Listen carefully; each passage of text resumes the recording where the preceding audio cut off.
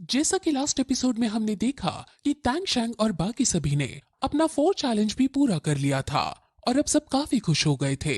वहीं दूसरी तरफ हम कियान रेंजियो को देखते हैं जिसने एंजल गॉड का 5th एग्जाम पूरा कर लिया होता है।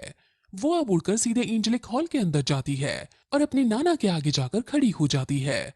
वो अपने ग्रैंडपा को अपने 5th एग्जाम के पूरे होने की बात बताती है और कहती है कि मेरा एंजल गॉड का अट्रैक्शन रेट 40% हो गया है। कियान रेंजियो की स्पिरिट पावर 89 हो गई है और वो बहुत जल्द एक ग्रेट सोल लैंड मास्टर बनने वाली है।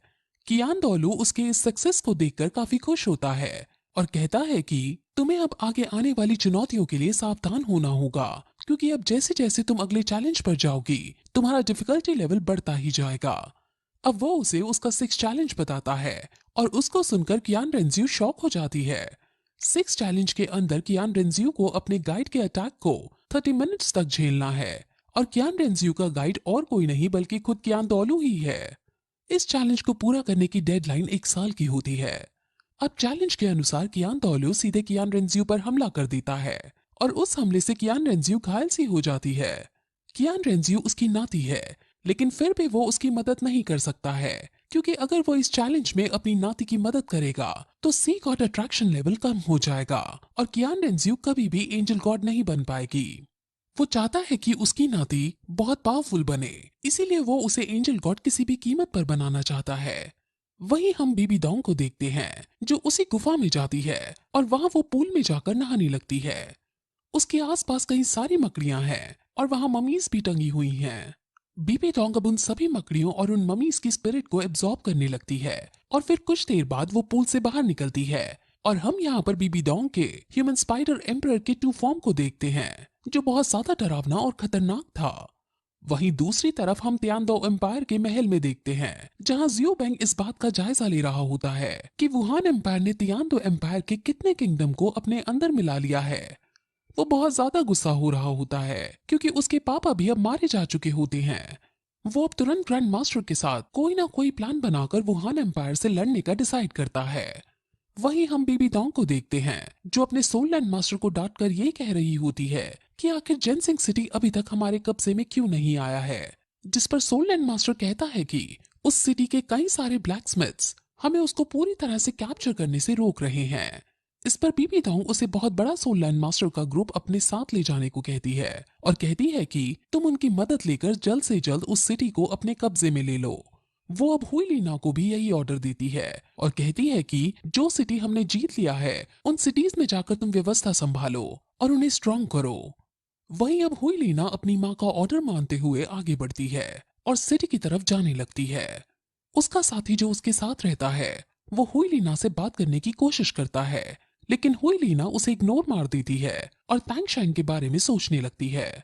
वो अब भी तैंगशैंग से काफी प्यार करती है और अगर उसे मौका मिलेगा तो वो अपने एम्पायर को भी बिट्रे कर देगी, लेकिन उसे पता है कि अपने एम्पायर को बिट्रे करने के बाद भी तैंगशैंग उसे एक्सेप्ट नहीं करेगा, क्योंकि तैंगशैंग के पास पहले ही उसकी लवर है और वो अपनी लवर से काफी प्यार करता है। वहीं हम अब तैंगशैंग को देखते हैं जिसके पास जियाओ बाई आती है और वो तैंगशैंग को मास्टर कहकर पुकारती है और ये देखकर सब काफी शॉक हो जाते हैं। असल में जियाओ बाई समझ गई होती है कि तैंगशैंग के अंदर सी गॉड बनने की सारी एबिलिटीज हैं और अगला सी गॉड तैंगशैंग ही बनेगा, इसलिए वो अभी से तैंगशैंग को मास्टर कहना शुरू कर देती है। ये देखकर किसी को समझ नहीं आता और वो इसे एक मजाक ही समझते हैं। अब जियाओ बाई तैंगशैंग से किंग के अंदर की स्पिरिट रिंग को एब्जॉर्ब करने की बात कहती है, जिस पर तैंगशैंग मान जाता है और तैंगशैंग अब जियांग से भी इनमें से मरी हुई किसी भी डेमोनिक वेल की स्पिरिट रिंग को एब्जॉर्ब करने को कहता है, जिस पर अब तैंगशैंग किंग के पास जाकर उसकी स्पिरिट रिंग एब्जॉर्ब करने लगता है और जियांग डेमोनिक वेल की स्पिरिट रिंग एब्जॉर्ब करने लगती है। तैंगशैंग अपनी स्पिरिट रिंग एब्जॉर्ब कर ही रहा होता है कि तभी वो अपने माइंड के अंदर पहुंच जाता है और वहां उसके सामने किंग आ जाता है और वो उससे लड़ने लगता है। तैंगशैंग भी उससे लड़ता है और फिर फाइनली काफी स्ट्रगल के बाद वो उसे हरा देता है, लेकिन वो ऐसा करते वक्त पानी के नीचे गिर गया होता है और वो जब वापस ऊपर आ रहा होता है तो बहुत सारे सोल बीस्ट उस पर हमला कर देते हैं। जियाओ बाई ये देख लेती है और वो तुरंत तैंगशैंग से चिल्लाकर कहती है, मास्टर आप अपनी गॉड लाइट का यूज करो।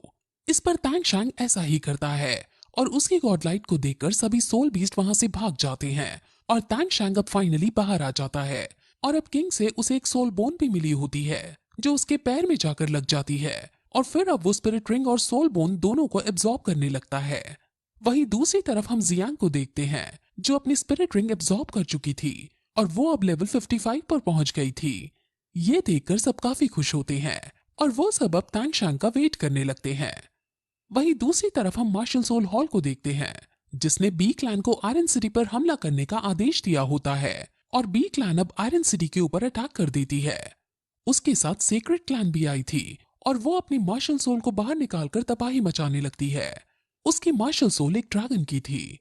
आयरन सिटी के अंदर के लोग तांगशांग के दिए हुए हिडन वेपन्स का यूज करके उन्हें मारते हैं और इससे बी क्लैन को काफी नुकसान होता है और उनमें आइकॉनिक लेवल की बैटल होने लगती है। लेकिन at the end iron city हार जाती है और वो आदमी जिसे एल्डर लोगों ने यहाँ का एल्डर बनाया था वो उनके सामने घुटने टेक देता है। मार्शल सोल हॉल उसे झुकने के लिए कहती है लेकिन वो अपनी इज्जत को गिराने से बेहतर अपना सर कटवाना अच्छा समझता है और अब अपनी सिटी के लिए वो अपने को सैक्रिफाइस कर देता है और इस तरह मार्शल सोल हॉल आयरन सिटी के ऊपर भी अपना कब्जा जमा लेती है और ये सीन काफी हार्ट ब्रेकिंग है। वहीं तांगशांग के दोस्त तांगशांग का वेट करते हैं और अब वो भी कल्टीवेट करने लगते हैं। उनको ऐसा करते हुए काफी दिन बीत जाते हैं और फिर कुछ दिनों के बाद तांगशांग अपनी स्पिरिट रिंग को पूरी तरह से एब्जॉर्ब कर लेता है और फिर अपने दोस्तों के पास जाकर उनसे मिलता है और सब तांगशांग को देखकर काफी खुश होते हैं और अब वो अपने 5th चैलेंज के बारे में सोचने लगते हैं और उन्हें पता चलता है कि 5th चैलेंज के अंदर उन्हें सीक्रेट टावर के गार्जियन के साथ मैच करना है। टोटल 7 गार्जियंस हैं और उन्हें 7 गार्जियंस को हराना है और उनको ऐसा करने के लिए 3 दिन दिए जाते हैं। सब इस एग्जाम को देखकर काफी शॉक होते हैं क्योंकि उन्हें सिर्फ 3 दिन दिए गए हैं और जिनसे उनको फाइट करनी है वो खुद सोल लैंड मास्टर्स हैं। लेकिन उन्हें अपने ऊपर कॉन्फिडेंस था कि वो इस चैलेंज को पूरा कर लेंगे क्योंकि उनके पास तांगशांग है जो सच में बहुत ज्यादा ताकतवर है। अब वो सब बात कर ही रहे होते हैं कि तभी वहां जियूबाई आ जाती है और वो उनसे कहती है कि उसे इन 7 मास्टर्स के बारे में थोड़ी थोड़ी नॉलेज है और वो इनका पार्टनर बनकर इनकी मदद कर सकती है। तांगशांग ये सुनकर काफी खुश होता है क्योंकि उसे सच में जियूबाई की काफी ज्यादा जरूरत है क्योंकि तांगशांग भले ही कितना ताकतवर क्यों ना हो गया हो वो अब भी जियूबाई से 1-to-1 बैटल में हार सकता है क्योंकि जियूबाई के पास 1 लाख साल का कॉम्बैट एक्सपीरियंस है और वो उस एक्सपीरियंस को यूज करके श्रेक डेविल्स की बहुत मदद कर सकती है।